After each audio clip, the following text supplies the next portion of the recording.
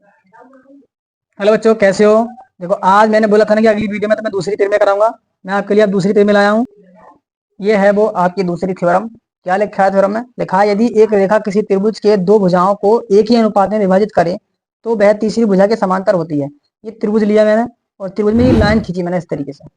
और इस त्रिमे का मतलब ये है कहने का कि ये जो लाइन खींची है, हम इसे यहाँ पर खींचें या और इसे नीचे खींचें या कहीं भी खींचें या फिर हल्का सा टेढ़ा का भी खींच दें। ये इस त्रिभुज पर कहीं भी खींचे तो क्या वो लाइन इस वाली लाइन के समांतर होगी, ये सिद्ध करना है हमें।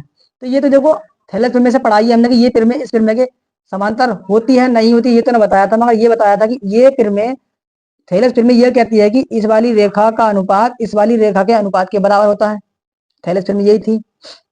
इसमें क्या करते हैं हम, डी पॉइंट पर फिक्स कर देंगे, एक लाइन और ले लेते हैं हम अलग। जैसे मैंने ई डैश लिखा है, डी ई डैश। अब मुझे ये सिद्ध करना होगा इसमें कि जो डी ई भुजा है वो बीसी के समानांतर है। इसलिए मैंने यहाँ पे लिखा है त्रिभुज एबीसी में एक रेखा ले लेते हैं हम। डी ई भुजा एबी को बिंदु डी पर तथा भुजा एसी को बिंदु ई पर प्रतिच्छेद करती है। इस एबी पे जो डी है और एसी पर भुजा ई है, बिंदु ई है। अब थैलेस प्रमेय ये होती है कि एडी अपॉन डीबी और ए ई अपॉन ई सी, ये लिखा है मैंने, ये थैलेस प्रमेय के अकॉर्डिंग आया है।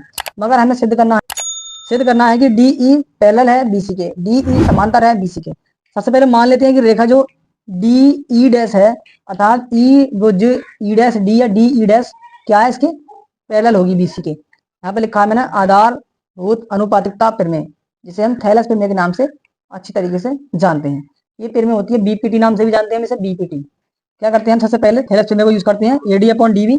इसी फॉर्मूले से लगाएंगे हम, देखो इसी डायग्राम से, एडी अपॉन डीबी और A E dash upon E dash C, ये मान के चलते हैं, ठीक है। अब फिर बाद इसके बाद थैलेस प्रमेय लगाते हैं, एडी अपॉन डीबी, फिर ई डैश के साथ में लेकर ए ई अपॉन ई सी लेते हैं।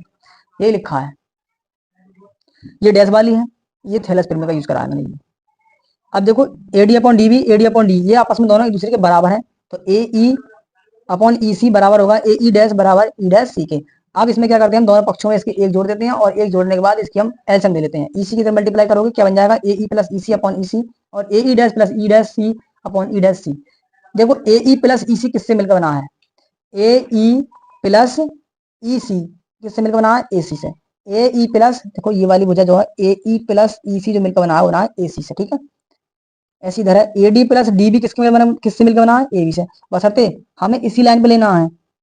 एक बार लिया मैंने, ए ई प्लस ई सी बना है ए सी से, और A E dash upon E dash C किससे मिलकर बना है, ए सी से। दोनों ए सी से मिलकर बने हैं, तो देखो A E dash plus E dash C दोनों मिलकर किससे बने, ए सी से, और ये वाला भी ए सी से है। तो ए सी अपॉन ई सी बराबर ए सी अपॉन ई डैश सी। ये ए सी में कैंसिल हो जाएगा, ई सी बराबर ई डैश सी हो जाएगा। यह इसका मतलब ये हुआ कि मैं पॉइंट ई सी ले लिया है मैंने, ये वाली दूरी इस ई सी के बराबर होगी, ई डैश सी की डिस्टेंस ई सी के बराबर होगी। यही तो है इसका मतलब जो निकल कर आई है हमारी।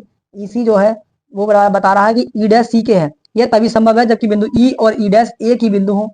ये दोनों, भाई इस प्रमेय का मतलब यही तो है, अगर ये वाला पॉइंट यहाँ है तब भी यही मानो, यहाँ ये वाला पॉइंट अगर यहाँ है तब भी इसकी मतलब यही है।